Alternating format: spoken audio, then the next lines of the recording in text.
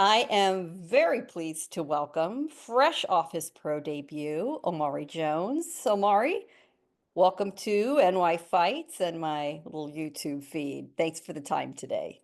Yes, thank you for having me. So I am speaking with you just a few days after that pro debut. You've had a little more time to reflect than just the crazy post-fight in the ring interview. What are your thoughts about that debut? You didn't give us a lot of time to look at you. Did it go as you expected? What were your expectations for your pro debut? Yes, so I would say everything did pretty much go as planned, with especially what me and my team talked about. Um, we got the opponent 14-5. He was very experienced, and we chose him for a reason. We wanted to show that my experience level and my skill level is able to transition to the professional game. And I feel like I did that by sending a message and making a statement by getting a second round TKO against someone like that. And I can't say I can't have it any other way. Like making a debut in my hometown, I sold a lot of tickets. The crowd was just like, it just felt like they were there for me. So I was very happy about that. Orlando definitely showed out and showed up for me. And I understand that that debut was delayed a little bit because you did want it to be in your hometown, and that fan Right. support was important. I think that is often overlooked in boxing to have those people there, the butts in the seats, and they were there for you. Absolutely. What do you hope to achieve this year? That was a pretty big bang for the start. Yeah. What does 2025 look to you? What do you hope to New Year's Eve be able to say about what you did these 12 months? Well, I just want by the time the New Year's Eve hit, I just want them to say like, Omari stayed very busy. The goal is to, of course, have about 5 fights through before the New Year hits. Staying busy is one thing I told Eddie and Matchroom that is very important to me, and they said no problem. And as you can see, Eddie Hearn talked with me right before my post-fight interview. Do you want to be on the next card in Atlantic City? And I said, absolutely. So we got right back to it, and I'm gonna just show you, where I want to be. Starting out with 6 round fights, taking on opponents like how I did, and handling them how I did. You're going to be on a dandy little card there in Atlantic City. I hope you enjoy it, and maybe you'll stick around just another minute or two, another round or two. It would be nice for us to be able to see you. You are coming out of the Olympics, our sole medalist from the Olympics. Congratulations. It was a pleasure Thank to you. watch you through the Paris Thank Games. you. But it puts a special sort of pressure on you.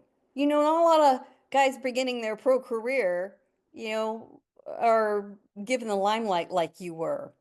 How do you factor that in and how do you deal with that kind of pressure? Because it's going with the path that you have taken. Yes, I believe what you said is correct.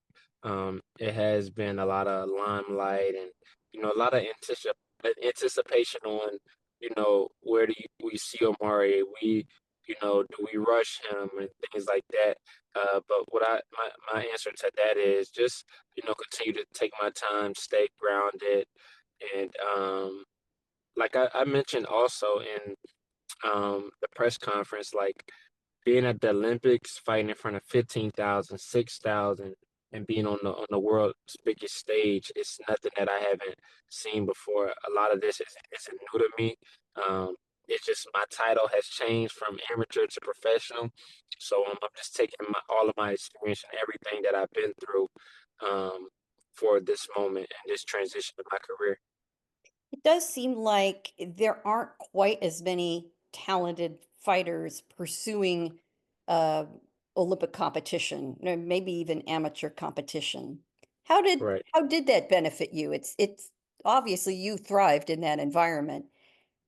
Speaking in general terms, how important is it to have that platform in the Olympics and to pursue your amateur career as seriously as you did? Yes, that was my plan all along.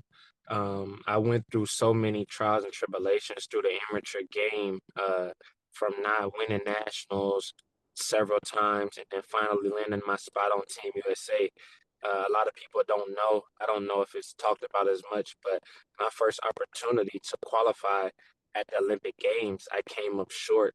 And that was a major setback and pivotal point in my career because I had to come back and fight at the world qualifier, which was much, much harder with more people. So that amateur background, I've been put in must-win situations, win or go home situations for a very long time, and I preach to the young kids in my gym, take that amateur experience serious. The amateurs really built me for who I am. Like I said, I've been on the world stage, so um, I've been fighting top level competition day in and day out. So I feel like a lot of these guys in the professional game is definitely, um, you know, just gonna see my talent. Like I said, I fought at the highest level. So Well, and you have been through it. You've been through some fire, so this is nothing new to you. I also right, happen to be talking with you in a week where we've gotten really good news about the upcoming Olympics in Los Angeles, that boxing yes. will in fact be there. What a big smile on your face. Mine too, because I'm in San Diego and I plan to be there. When you heard this news, what was your response? You must have been extremely happy to hear that. Absolutely. I found out about it yesterday, and when they made that announcement, someone sent it to me that LA 28 was my picture. So I was like, okay, that's pretty cool that they did that. But I'm more so happy for my teammates that ended up staying and not turning professional, because it's like they would have ended up staying for no reason, and I'm just super happy uh, that to uh, they have another opportunity to make it to the Olympic Games. So I imagine we'll see you in Los Angeles, at least in the stands. Any plans Yes. on pursuing another Olympic opportunity now that pros are permitted?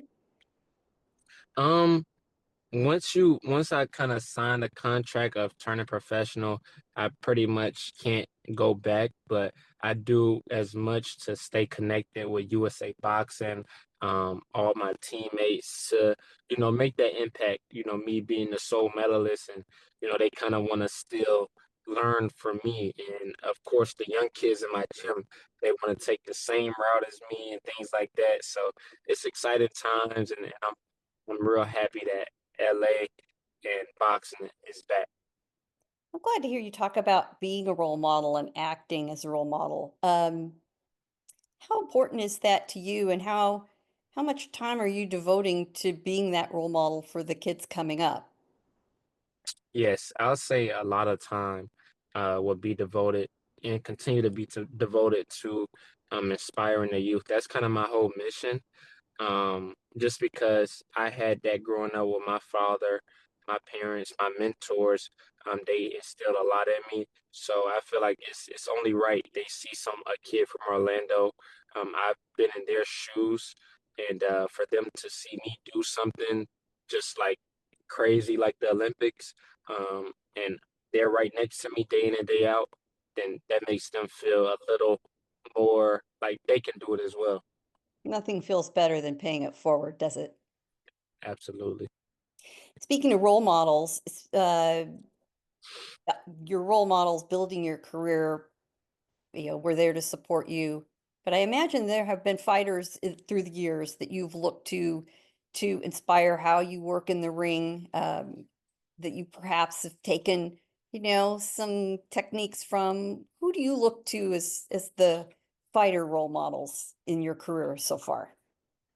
Yes, so I always looked at Muhammad Ali, especially how he spoke out for the community and just and from the boxing standpoint, his footwork, his speed, instilling moves from him, of course, and guys like Roy Jones and Floyd as well. And what's special about them, I feel like, is they took the Olympic route as well, and that's something that I've seen. Like The greats took that Olympic route. Floyd got the bronze, Ali got the gold, Roy Jones was robbed out of the silver. So like just seeing that and just seeing the greats go through that, I'm like, I think I need to take that route. Roy did get robbed, and so I don't think you have too much to worry about because he did okay after that silver. Right. Well, Right. thank you for speaking with me. Best of luck to you. We'll look forward to seeing you in Atlantic City. Yes. Um, Okay. and best, I hope we'll speak again long before your career is over. Absolutely. Thank you for your time.